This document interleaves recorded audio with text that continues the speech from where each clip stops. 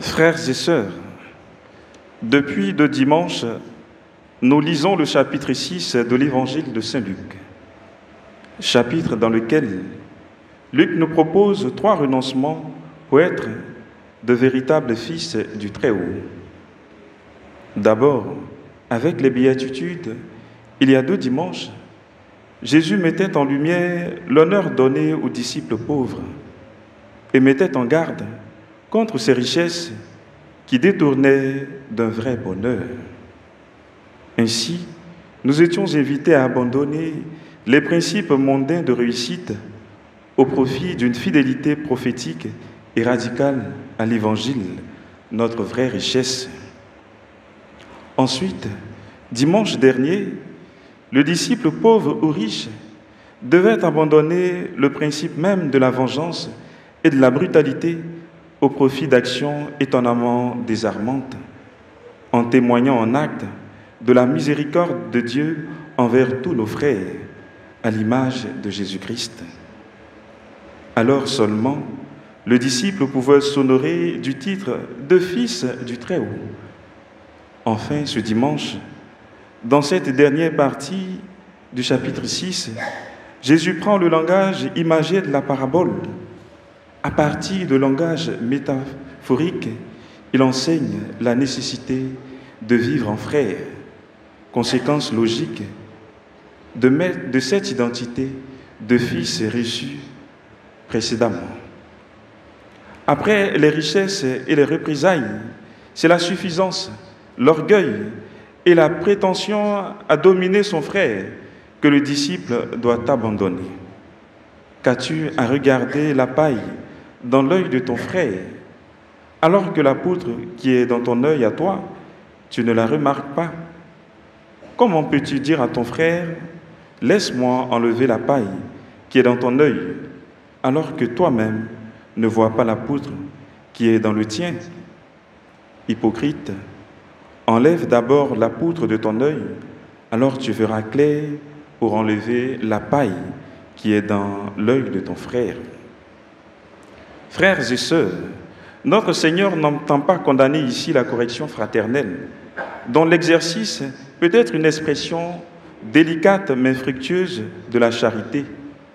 Mais il rappelle qu'il convient d'abord de reconnaître ses propres faiblesses, puis de les corriger avant de se préoccuper des défauts, peut-être bien moins grands qu'on note chez les autres.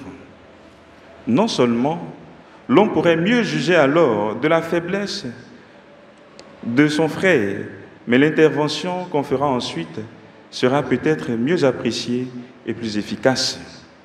Médecin, guéris-toi toi-même. À travers ces paraboles, le Seigneur nous exhorte à ne pas être présomptueux et hypocrite. L'hypocrisie dont parle le Seigneur est le fait de celui qui se trompe sur lui-même et qui peut-être veut laisser entendre aux autres qu'il est meilleur qu'il ne l'est en réalité. C'est cela que saint Basile reprend en disant « Il semble, à vrai dire, que notre propre connaissance soit la plus difficile de toutes. Même l'œil qui voit les choses de dehors ne se voit pas lui-même. Et encore notre propre entente, qui juge bien vite le péché de l'autre, est lente pour apercevoir ses propres défauts. » En clair, frères et sœurs, bien souvent, nous le savons tous, il est plus facile ou plus commode d'apercevoir et de condamner les défauts et les péchés d'autrui, sans réussir à voir les nôtres avec autant de lucidité. Nous cachons toujours nos défauts, nous les cachons aussi à nous-mêmes. En revanche, il est facile de voir les défauts des autres. Pourtant, nous avons tous des défauts, tous autant que nous sommes.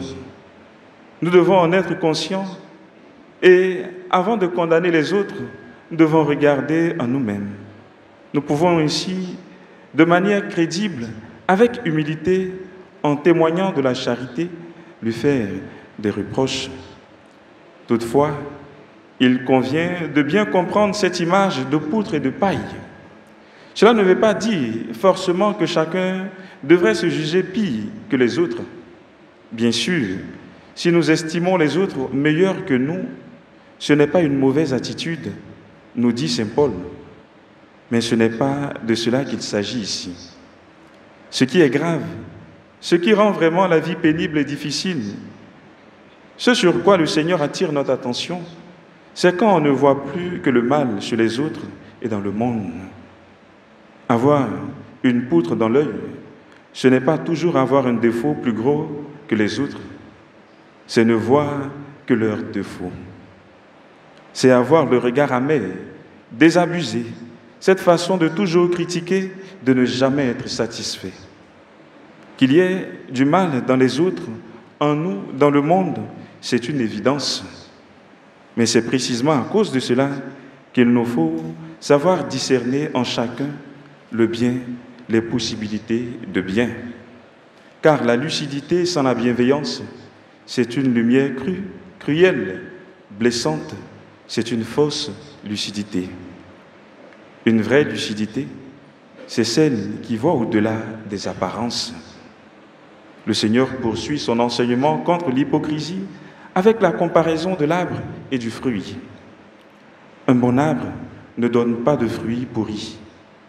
Jamais non plus un arbre qui pourrit ne donne de bons fruits. Chaque arbre, en effet, se reconnaît à son fruit.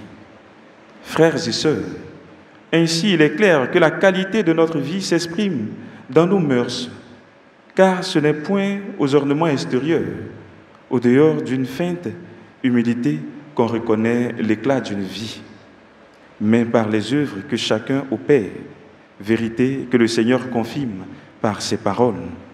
On ne cueille point de figues sur des épines. En réalité, ces paraboles nous invitent simplement à comprendre qu'il y a une continuité, une unité même entre l'arbre et le fruit. Le fruit bon confirme la bonté, car c'est lui qui manifeste la qualité de l'arbre. Le fruit n'est donc pas extérieur à l'arbre, mais bien porté par lui et en lui. Ce lien entre l'arbre et le fruit s'applique également à l'homme et à ses œuvres, comme le souligne le Seigneur.